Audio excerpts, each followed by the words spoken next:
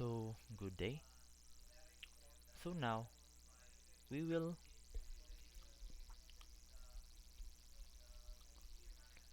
perform the data cleaning and data integration on the three datasets. So we have three datasets, which are customer data, support ticket, and lastly the transaction. So let's proceed. So first we need to do data cleaning. So before we do that, let's ex let's import the file.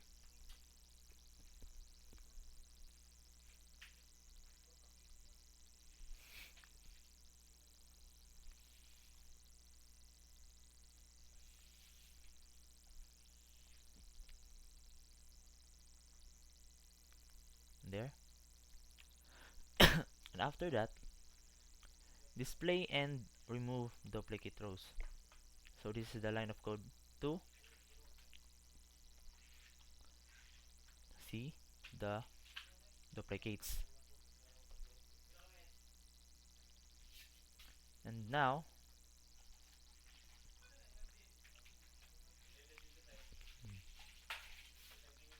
so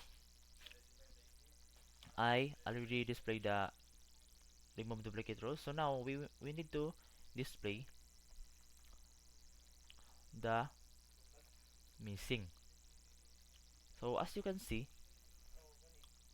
the customer now is 0, the support duplicate count is 0, and transaction duplicate count is 0. So now let's see the customer first. So as you can see, there's a lot of missing: the name, age, city, and preferred payment. So before we proceed, let's check the customer. So sa ngayon, need natin i-check if tama ba lahat yung ginawa natin. So as you can see sa 18, may nakita tayong mail dito.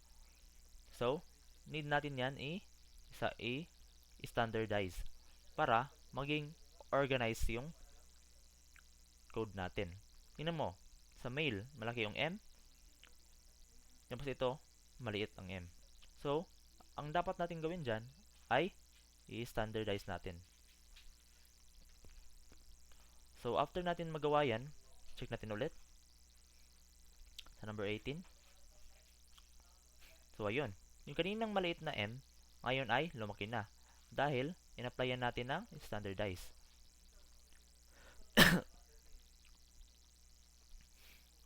So, ito na.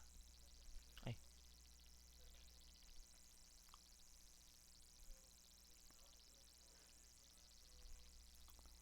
So, ngayon, gagamitan na natin ng mode.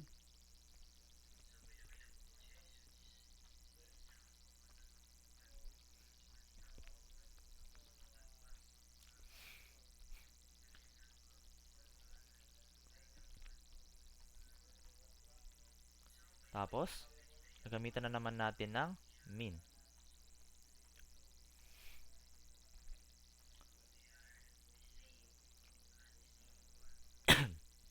So, sa ngayon, pagkatapos natin mag-apply ng min, so, naging numeric na sila.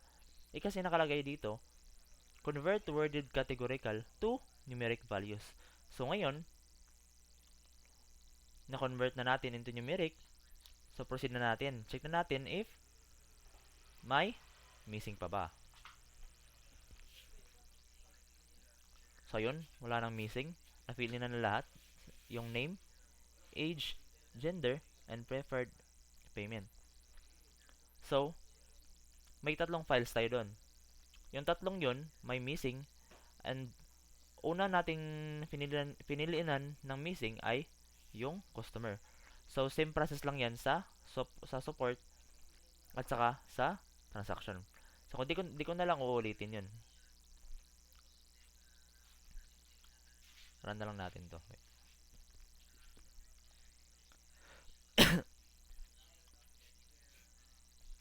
So, since na print na natin or nalagyan na natin yung mga datasets sa assignment. So, titingnan na natin sa local C. Ayun, dito na. Pagkatapos niyan, punta tayo sa merge. Dito na natin ilalagay yung mga cleaned mga data files. So, hindi ko na ilalagay kasi nakalagay na dito. Ito. So, unang gagawin natin is import muna natin tong pandas para ma-load yung mga datasets natin. Load na natin to. So, as you can see, may mga tatlong files dito. First na, may customer tayo, then support, then transaction. So, lahat yan ay cleaned na. So, check natin to. Yan sa customer, may name, age, gender, city, preferred payment, then loyalty score. Then sa support, check natin.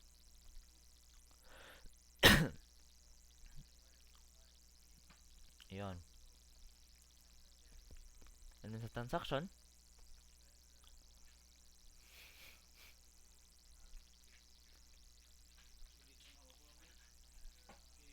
ayun. Since may nakita tayong customer ID sa transaction natin, so, ang dapat natin gawin is merge natin yung customer na file tsaka transaction. Kasi both customer and transaction may customer ID sila. So need natin yung i-merge. So like run natin to. So now yung customer transaction natin is may dalawang file na naka-merge. So yung customer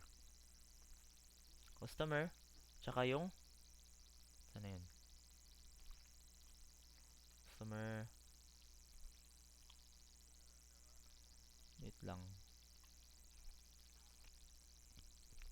transaction. So, check na natin ulit yung transaction. Ayun na. Then check na natin ulit sa support. Tingnan natin kung may iba pang mga foreign key dito. So, ayun, may nakita tayong ulit na transaction sa support. So, ang gagawin natin ngayon is i-merge na naman natin. So, since may file na tayo na naka-merge yung dalawa, which are the customer and transaction. So, yung file natin, tatawagin natin ulit dito. Dito natin nilalagay. Tapos, sa customer transaction na may transaction ID at saka sa support may transaction ID. So, anong dapat gawin is i-merge din natin yun. So, ilagay ko yung name file na support na may transaction ID. So, ngayon, ilaran natin to. So, may lumabas na final data. Kasi yung name ng file na lagay ko is final data. So, tingnan natin to. So, ayun na. May customer ID tayo dito. May transaction ID tayo dito. At, ano yun?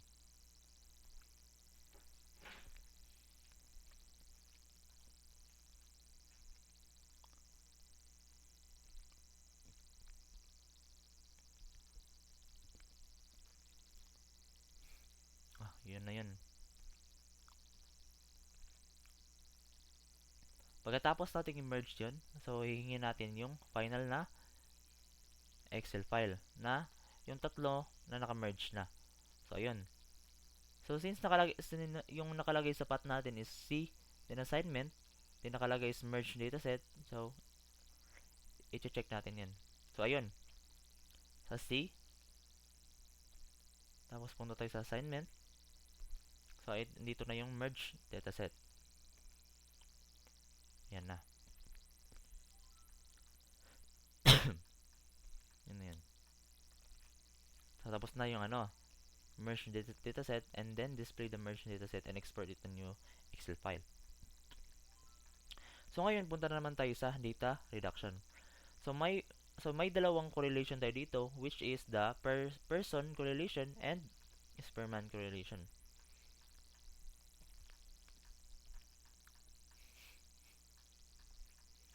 So dito naman, same process lang. Anong gagawin? I-run muna natin yung import pandas para maload yung Excel file. So itong inilagay natin na file dito, ito yung naka-merge yung mga dataset. Yung customer, support, and transaction. So ngayon, titingnan natin kung may duplicate pa ba siya. Same process lang din yung kanina. So check natin kasi di pwedeng apply natin ng correlation yan if may mga missing pa. So tingnan natin. So as you can see, wala na tayong nakikitang mga missing kasi na-fill in na natin. So ngayon,